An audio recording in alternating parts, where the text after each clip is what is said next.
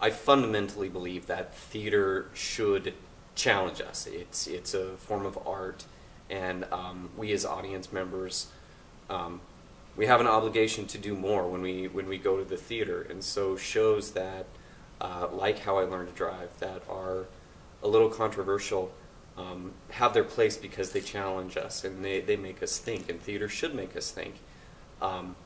So when Little Bit comes out and from the very first line says that this show exists because she's going to teach us a lesson, we as audience members have an obligation to not just act as passive observers. We then become active witnesses to the story that she's telling us.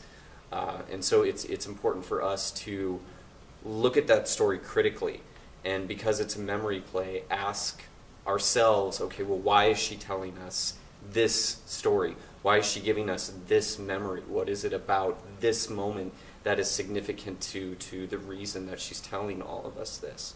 When I first read the play, I didn't like it at all, actually.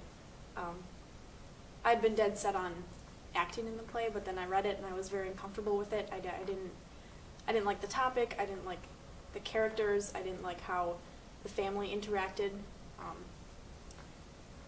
But then I read it more, and I talked to you guys, and then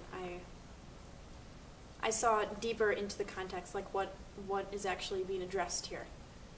And I saw the reason for it. I see why Paula wrote a play like this.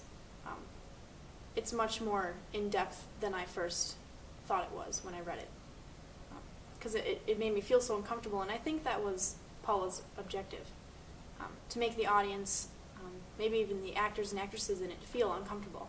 And they should, because that topic is so uncomfortable. It's dark, but there's a comedic tone to some of the scenes, and I was surprised by the show and how it's dealing with serious subject, but it also finds time to relieve the audience of it's got an interesting tone to it. It switches from dark to lighter moments.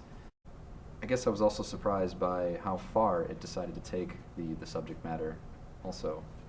If you just see that part of it, you can't really look at the text, and after reading it, I kind of understood, I think after reading it twice, I actually understood, okay, this is really what it means. It's not all about this, although that is what ultimately defines her at first, or what seems to define her at first throughout the play. Later on, she kind of has a self-realization that, okay, this happened to me, it was a really bad thing. I was unable to escape it at the time because I was unaware of it, but later on, looking back, she was able to really release that part of her because she was trapping herself through that same process as for what she experienced as she was growing up. There is a victim, but it's not all, bad guy and good guy. They both have their moments. There's a song lyric that I thought of while after reading this play a few times, and it's called Alienation, and I forget who it's by, but they say everything you are, everything you were, everything you've been is not everything you'll be. And I think that perfectly just encapsulates the whole theme of How I Learned to Drive. I think it makes us more aware of these topics. They're so controversial, people don't usually like to talk about them in public or realize that they're there, kind of. So this play makes us aware of that and brings it into reality so we know that this does happen. These sort of situations do happen. I feel like the play has two different levels. Like there's the level that everybody sees first, and that's all you can think about. Like when I first read the play, that's all I thought about, like the pedophilia aspect and the whole bad relationship between Lil Bit and her uncle. But then there's the other side of the story where Lil Bit is trying to fit into her family. Like she doesn't feel like she fits in. Her grandpa always makes fun of her, and she feels uncomfortable with them. And I think Uncle Peck is the only thing that makes her feel comfortable. She also faces it at school. The kids don't accept her as one of them because she's more mature than they are, physically wise and mentally. And Uncle Peck at least portrays that he understands her and accepts her, so she feels part of something with him when she can't feel part of her family or part of her school friends. I think that an audience can realize how it might apply to them. Not that they've gone through the same situation, but one little bit learns about herself and learns from what happened to her. She carries on and moves forward, and people can apply that to their lives. I think it explains subject matter that we don't want to think about, we don't want to talk about, but stuff that needs to be talked about.